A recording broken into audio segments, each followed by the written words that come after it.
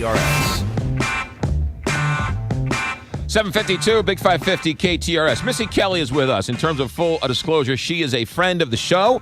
Mom and Dad listen all the time. Hi, Mom. Yeah, let's turn her microphone on. Try that again. Hi, Mom. Hi, Dad. How are we doing? President and CEO of Downtown STL, which was Partnership for Downtown? Yeah. Right. You're running the whole thing down there.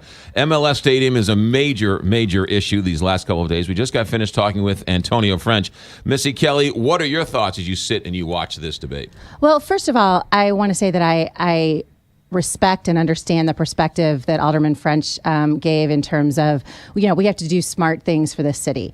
We have, when you look at the budget crisis, frankly, that we have in the city, we want to be careful about expenditures, but we also need to look at revenue. We also need to look at income. So while I understand the need to be careful and to do things right, I think that we have to look at both sides of the equation. And I absolutely think that this needs to go to the vote of the people. The people have asked for that. And this is something that that I think that when the taxpayers decide, then we can make the decision. But I also think that we have to look at revenue. So what this offers us is at least 400 jobs, according to 2 economic development studies, filling the space between Union Station and the NGA. We know that when we fill the streets of downtown, when we fill the restaurants, when we fill multi-purpose venues like this, that the downtown economy thrives. And when that happens, that puts tax money back into the general revenue fund, which then helps wards like Alderman French and other wards of the city that desperately need an enhancement to their city services. There's also something, that's an argument to be made once the vote of the people get the chance to be a vote of the people. Yeah. But if you go back a year ago, there were giant signs at the Board of Aldermen, no vote, no stadium. So they were the people who were against it were demanding, hey, give it to the people. And it seems like those same people who were begging to go to a vote of the people are trying to block people from voting a year later. Right. And, St. Louis needs to own its downtown and own its facilities. And if the people want a soccer stadium and that's what's going to bring them downtown, and once they're there, they're going to see the amazing Union Station that's being renovated and the new aquarium that's going in, the arch grounds that have just been done. I mean, this is their opportunity to own and to tell us what it is that they want in their downtown. And downtown is the economic driver of the city. It's the biggest tax base in the city. And we need the people from the outlying areas to come down there. And this can be a draw for many. Yeah. You sit in a very interesting place as the CEO of downtown now. You see the good, the bad, and the ugly. You hear about the crime, but you see the cortex, the offshoots of these businesses, these millennials who are sort of rejuvenating parts of downtown. And it seems like there's whether you're for it or against it, let the people vote. I mean, Yeah. I don't understand. I don't know. Cut the best deal you can, get everything answered, and get out of the way and let them vote. Yeah, so there's a couple things here. First of all, you mentioned the millennials and the startup community. Right. They want a scene. They want a place that is cool and that has a lot of stuff to do. So, Alderman French brought up the MLS Stadium in the context of Scottrade Center and America Center, which isn't really fair to do because the MLS Stadium is about added jobs, added money, and certainly, there's added expense that goes with that. Right. But the Scottrade Center and America Center, that's about loss aversion. If we do not update those 2 venues, we are going to lose some of the events that we currently have. It's already happening at America Center.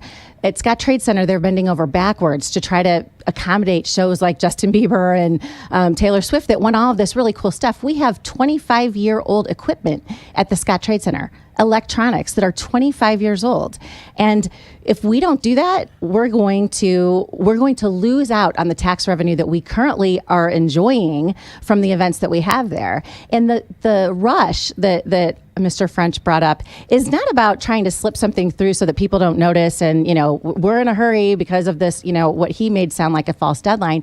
That's absolutely not the case. When, we talked about the MLS deadline, right. that, there is a real deadline there. Where it comes to Scottrade Center, the organizations like the NCAA are bidding out events for the next 4 to 6 years now. If we don't have a commitment that says we're going to update this, we can't even bid on those. So we're looking at affecting our income in 2022, 2020, 20 to 22 and beyond if we don't say that we have a commitment to get this invested in and to at least meet the minimum requirements. I just think it's hypocritical that the people of St. Louis, after the Busch Stadium was built, there was so much animosity, right? We can't vote on this. They overwhelmingly pass an ordinance that says, the people said, that if you're going to spend taxpayers' dollars on a stadium, give it to a vote of the people.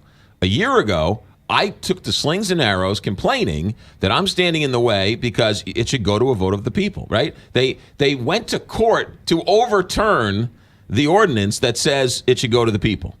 And now, a year later, those same people are against it going to the vote of the people. It makes no sense. Well, it's funny because I think that, you look at the vote of the people both ways. Some people are like, yeah, put it to the vote of the people because they're going to say no. And in this case, going to the vote of the people could very well say yes. Right. And so now we want to use it the other way. Right. We're only in favor of what is beneficial to our point of view. Exactly. Forgetting the fact that the people are usually, right, the people vote. Those who vote, right? Those whose voices are heard, vote. And, complain all you want, but you don't vote, you shouldn't complain. So anyway, all right.